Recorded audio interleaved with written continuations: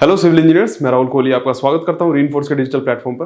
दोस्तों, आज का जो सेशन है वो प्लानिंग इंजीनियरिंग के लिए होने जा रहा है कि आप किस तरीके से प्लानिंग इंजीनियर बन सकते हो और कैसे कैसे इसके लिए स्किल्स चाहिए। तो चलिए दोस्तों, वीडियो को स्टार्ट करते हैं। दोस्तों, अगर आप भी साइट इंजीनियर हैं या फिर सिविल के किसी अदर डिपार्टमेंट में हैं और आप अपनी जॉब से नाखुश हैं या फिर स्विच करना चाहते हैं तो प्लानिंग इंजीनियरिंग आपके लिए बेस्ट रहेगा। तो दोस्तों, बात करते हैं कि प्लानिंग इंजीनियर बनने के लिए हमारे को क्या क्या चीज चाहिए होती है, मतलब कि क्या क्या क्राइटेरिया चाहिए होता है। आपके पास कम से कम डिप्लोमा या डिग्री होनी चाहिए और कम से कम आपके पास 1 साल का वर्किंग एक्सपीरियंस होना चाहिए साइट पर। क्योंकि अगर आप लोग साइट इंजीनियरिंग नहीं करेंगे या फिर आप किसी भी साइट पर ट्रेनिंग नहीं लेंगे तो आपको जो साइट पर कंस्ट्रक्शन साइट पर वर्किंग कल्चर है वो आपको देखने के लिए नहीं मिलेगा, मतलब कि वो अंदर से महसूस नहीं होगा। क्योंकि जितनी भी कंस्ट्रक्शन साइट पर एक्टिविटीज होती हैं वो एक साइट इंजीनियर को अच्छे से पता रहनी चाहिए। क्योंकि मान लीजिए अगर आप आज कास्टिंग करवाते हैं, आज अगर आप किसी स्लैब की कास्टिंग करवाते हैं तो उसके अगले 10 या 15 दिन बाद दोबारा से उसकी दूसरे फ्लोर की कास्टिंग होगी। तो ये टाइम पीरियड जो है बहुत ही ज्यादा सीखने लायक होता है। क्योंकि जब भी हम कोई प्लानिंग शेड्यूलिंग करते हैं तो हमें पहले पता रहना चाहिए कि इतने क्यूबिक मीटर एरिया हमने इस टाइम पर खत्म कर दिया था और इसके 10 दिन बाद दोबारा से हमने सेकंड फ्लोर की स्लैब डलवाई है। कंस्ट्रक्शन साइट पर जितना भी काम किया जाता है उसका ड्यूरेशन क्या है, मतलब कि वो कितने दिन में बन रहा है। अगर आप एक्सकेवेशन करवा रहे हैं तो वहां पर कितना समय लग रहा है और कितनी जेसीबी लग रही है, कितनी बैकहो लग रहा है, कितना पोकलिन लग रही है। तो इस चीज का आइडिया आपको होना चाहिए। तो कम से कम या तो आप ट्रेनिंग कर सकते हैं किसी भी मल्टीनेशनल कंपनी में, किसी भी एमएनसी कंपनी में, और या तो आप वहां पर जॉब कर सकते हैं। तो आपको कम से कम 6 महीने से लेके 1 साल तक का आपको वर्किंग एक्सपीरियंस होना चाहिए किसी भी कंस्ट्रक्शन साइट पर, अगर आप लोगों को प्लानिंग इंजीनियर बनना है। फिर दोस्तों बात करते हैं कि इसके लिए क्या क्या स्किल्स आनी चाहिए। तो सबसे पहले दोस्तों आपको बीबीएस बनाना आना चाहिए, आपको अच्छे से बीओक्यू पढ़ना आना चाहिए, दूसरों को समझाना आना चाहिए कि आपके बीओक्यू में क्या क्या चीजें लिखी हुई है। और जितना भी हमारा कंस्ट्रक्शन साइट पर मटेरियल यूज होता है, जैसे स्टील हुआ, आपका सीमेंट, सैंड, एग्रीगेट, और जितना भी वाटर वहां पर यूज हो रहा है वो आपको पता रहना चाहिए। आपको क्वांटिटीज फाइंड आउट करनी आनी चाहिए। आरएमसी से कितना माल आ रहा है और कितना माल लग रहा है, इसका भी आपको पूरा अंदाजा होना चाहिए। तभी आप जाके अच्छे प्लानिंग इंजीनियर बन सकते हैं। फिर बात करते हैं दोस्तों सॉफ्टवेयर की। सॉफ्टवेयर आपको कौन कौन से आने चाहिए। दोस्तों आपको कम से कम एमएक्स एक्सेल आना चाहिए, क्योंकि एमएक्स एक्सेल पे ही बहुत सी जगह पर प्लानिंग की जाती है। इससे थोड़ा सा एडवांस वर्जन होता है एमएसपी का। एमएसपी भी दोस्तों थोड़ा एक्सेल की तरह ही होता है, जिसको हम माइक्रोसॉफ्ट प्रोजेक्ट के नाम से जानते हैं।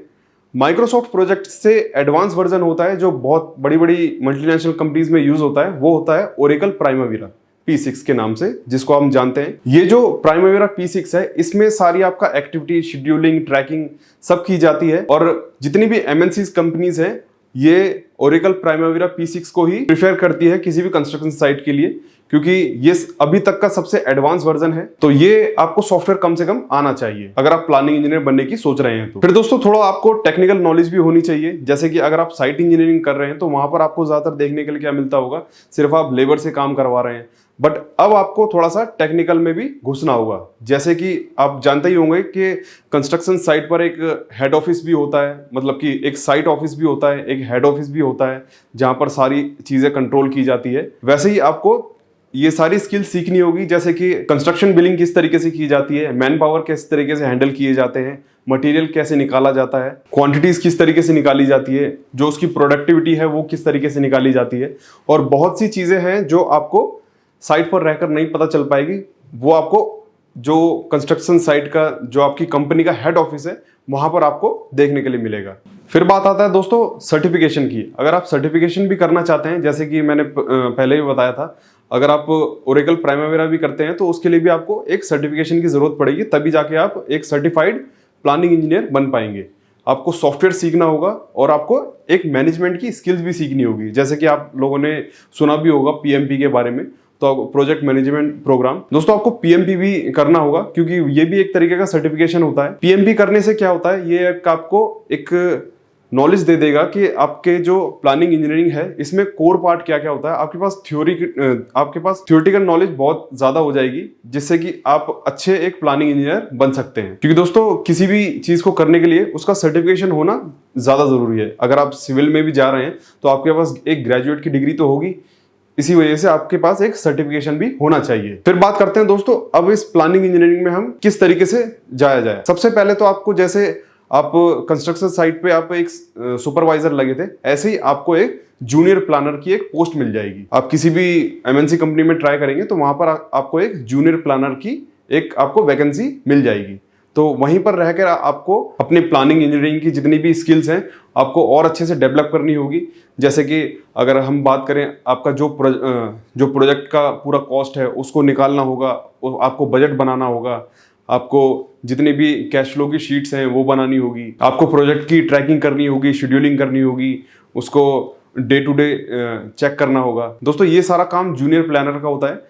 तो आपको एक वैकेंसी मिली जाएगी कहीं ना कहीं पे जूनियर प्लानर की, या फिर आप कहीं पर ट्रेनिंग भी कर सकते हैं। जैसे ही आपको इसमें अच्छा एक्सपीरियंस हो जाएगा उसके बाद आप एक अच्छे प्लानिंग इंजीनियर बन सकते हैं। अगर आपको प्लानिंग इंजीनियरिंग में ग्रोथ करना है तो इसमें थोड़ा सा टाइम लगता है, क्योंकि ये सारा खेल क्या है, एक्सपीरियंस क्या होता है। अगर आप किसी और दूसरी जॉब में स्विच करना चाहते हैं तो आप प्लानिंग इंजीनियर चूज कर सकते हैं अगर आप सिविल इंजीनियर हैं तो। सो आई होप दोस्तों आप लोगों को वीडियो समझ में आ गई होगी कि किस तरीके से प्लानिंग इंजीनियर बनना है। दोस्तों अगर आप लोगों को वीडियो अच्छी लगी हो तो प्लीज लाइक कीजिए, हमारी वीडियो को ज्यादा से ज्यादा शेयर कीजिए और हमारे रीइंफोर्स के चैनल को सब्सक्राइब कीजिए। Thank you so much.